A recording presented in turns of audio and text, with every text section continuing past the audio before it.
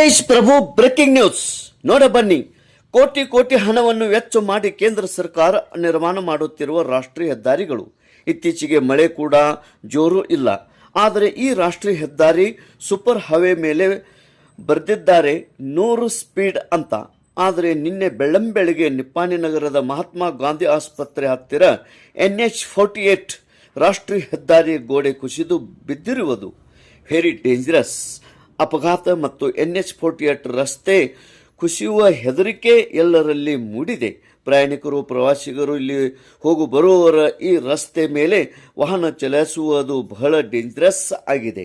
ಜೀವ ಕೈಯಲ್ಲಿ ಹಿಡಿದು ವಾಹನಗಳನ್ನು ಚಲಾಯಿಸುವುದು ಸ್ಥಿತಿ ನಿರ್ಮಾಣವಾಗಿದೆ. ವೆರಿ ಹೆವಿ ಲಾರಿಗಳು ಕೂಡ ಸಂಚಾರ ಮಾಡುತ್ತವೆ. ಈ ರಸ್ತೆ ಗೋಡೆ ಕುಸಿದಿದ್ದರಿಂದ ರಸ್ತೆಗೆ ಸಂಬಂಧಿಸಿದವರಿಗೆ ಕೇಳಿದರೆ ಕಾಮ್ ಅಭಿ ಬಾಕಿ ಹೈ ಅಂತಾರೆ. ಕಾಮ್ ಬಾಕಿ ಹೈ ಎಂದರೆ ಉಪರ್ ಜಾನೆ ಕಿ ಬಾಕಿ ಹೈ. ಛೇ, ಎಂಥ ಕಳಪೆ ಕಾಮಗಾರಿ. ತೌಂದಿ ಘಾಟದಲ್ಲಿ ಹಲವಾರು 2 ವರ್ಷದಿಂದ ವಿನಾಕಾರಣ ಬ್ರೇಕರ್ಗಳನ್ನು ಮಾಡಿದ್ದಾರೆ. ರಸ್ತೆ ಕಾಮಗಾರಿ ಒಳ್ಳೆಯ ಗುಣಮಟ್ಟದವಾಗಿರಲಿ, ಸಲ್ಲದೆ ನಿರ್ಮಾಣ ಮಾಡಿದರೆ ಡೇಂಜರಸ್ ಆಗಿರುತ್ತದೆ ಎಂದರೆ ಅನುದಾನವು ನೀರಲ್ಲಿ ಹುಣಸೆ ಹಣ್ಣು ತೊಳೆದಂತೆ. ತೇಜ್ ಪ್ರಭು ನ್ಯೂಸ್, ನಿಪ್ಪಾಣಿ.